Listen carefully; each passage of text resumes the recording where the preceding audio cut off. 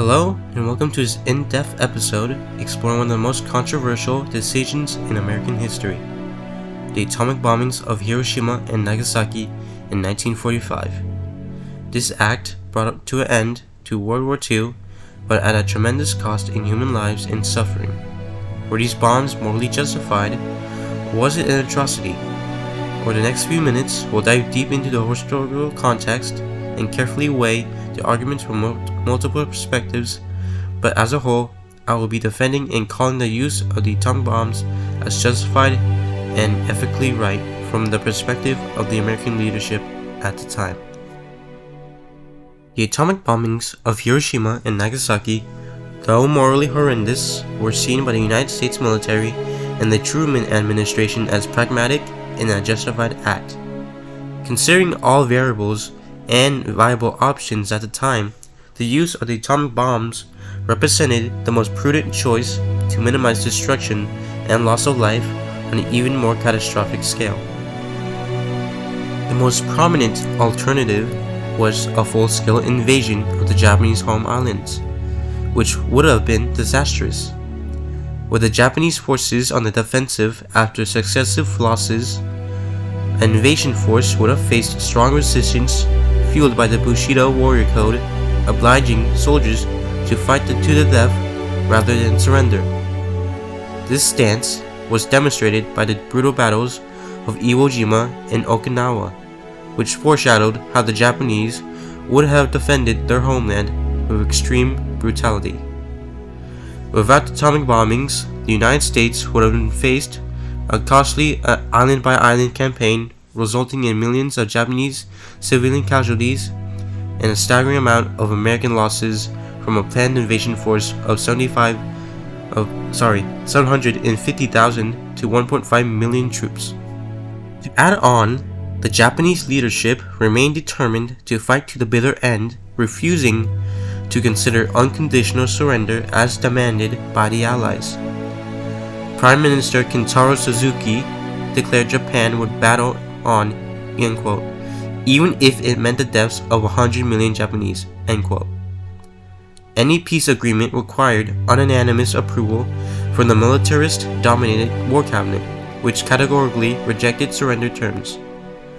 Although Emperor Hirohito himself favored peace, he lacked the authority to overrule the Supreme War Council's stance against surrendering to the Allies.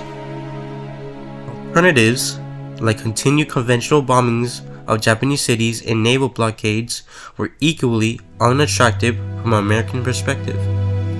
Conventional bombings had already brought devastation parallel to Hiroshima, as shown by the 90,000 to 100,000 casualties from the Tokyo firebombing raid alone.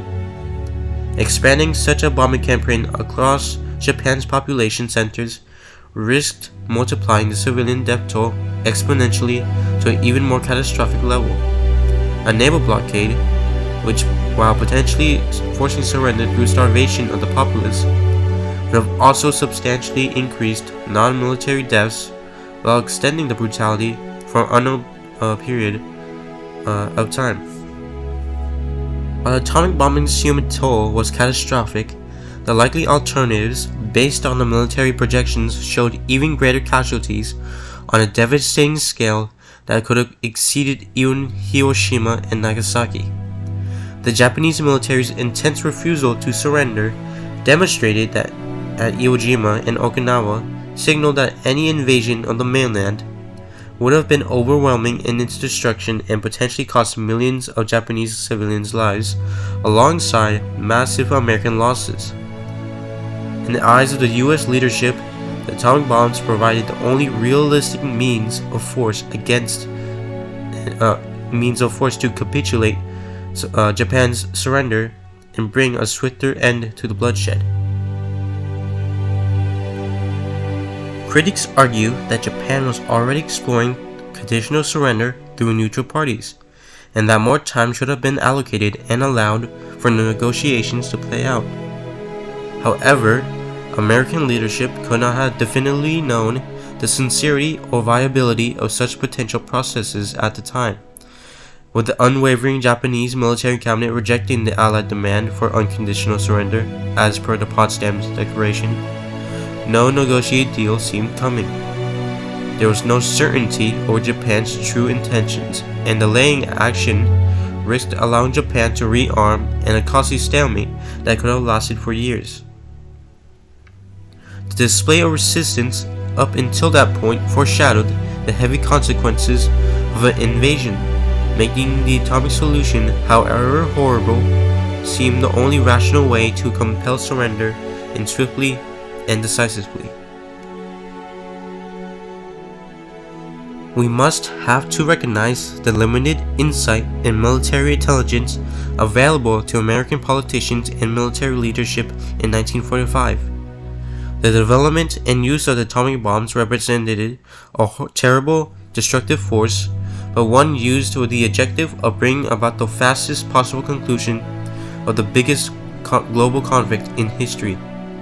While many will forever condemn this act as a crime against humanity, the situation as perceived by those making the decision showed only few preferable options to prevent a tragedy and an even greater loss of life through an invasion or prolonged stalemate. We have to acknowledge at how sickeningly awful the bombings were from today's point of view, but also consider the reality of the time. The US thought that this was the best way to prevent an even worse drawn-out conflict based on their predictions and mindset back then. It was definitely not America's finest moment, and it went against the values we stand for, but given the circumstances, they thought that they faced the potential cost of war raging on forever. This decision is still justified as a last-ditch choice. The loss of life was horrific and is saddening, but from their perspective, the alternative options looked even more depressingly bleak and terrible.